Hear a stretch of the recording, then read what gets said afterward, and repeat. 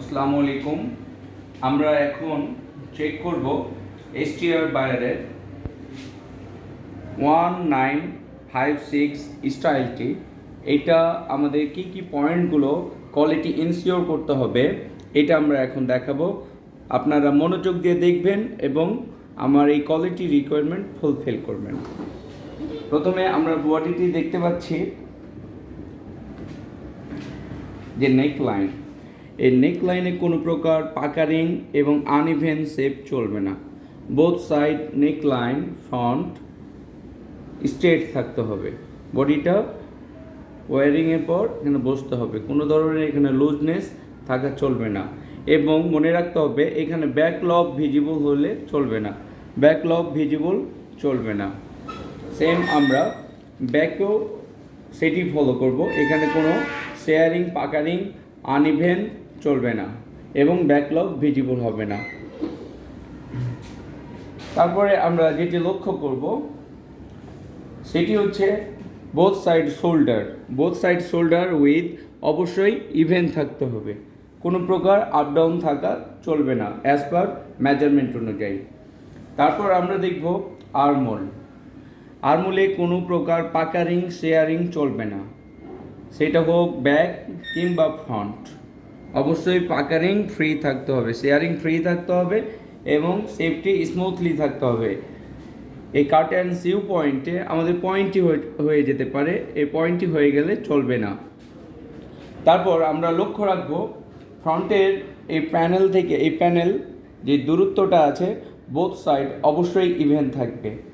এই cut and sure পরে এখানে যে পয়েন্টটি আছে এবং এইখানে যে পয়েন্টটি আছে বোথ সাইড অবশ্যই ইভেন থাকতে হবে। সেম ব্যাকেও বোথ সাইড আমার ইভেন থাকতে হবে, ইভেন না থাকলে চলবে না। এবং আমাদের লক্ষ্য রাখতে হবে যে ফ্রন্টের কাট অ্যান্ড সিউটা অবশ্যই পাকারিং শেয়ারিং ফ্রি থাকতে হবে এবং ইভেন থাকতে হবে। এখানে বাড়তি কোনো অ্যালাউন্স দেওয়া যাবে না, 7 মিলি অ্যালাউন্স দিয়ে কাজ করতে হবে এবং অ্যালাউন্সটা অবশ্যই ইভেন হতে হবে।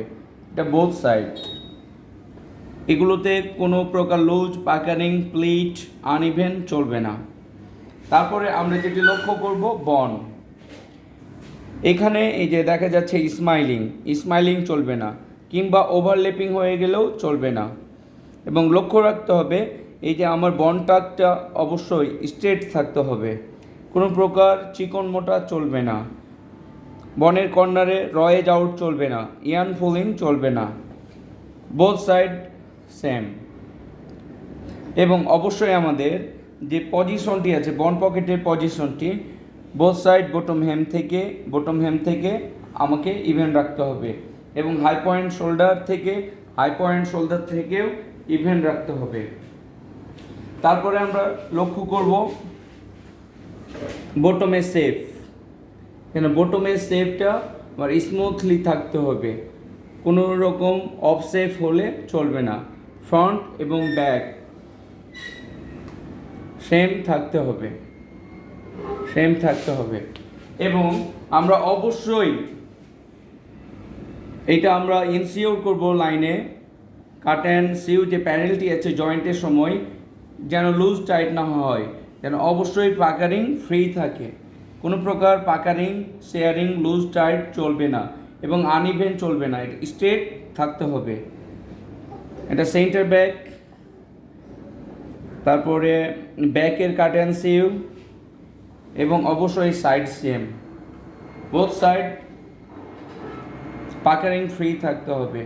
এবং এখানে লক্ষ্য রাখতে হবে সেন্টার ফ্রন্টে কোনো প্রকার যেন পাকারিং শেয়ারিং না থাকে কিংবা ব্যাকলগ ভিজিবল যেন না হয়, এটা আমরা 1 মিলি ডাউন করে দেব। এই হচ্ছে আমার এই স্টাইলের কোয়ালিটি রিকোয়ারমেন্ট। এটা আমরা অবশ্যই সুন্দরভাবে ফলো আপ করবো, কোনো প্রকার পাকারিং শেয়ারিং যেন গুডসের ভিতর না থাকে এবং অবশ্যই সুন্দর করে আমরা ট্রিমিং করব এবং কোনো প্রকার spot dirty spot oil mark sticker mark থাকবে না। Thank you.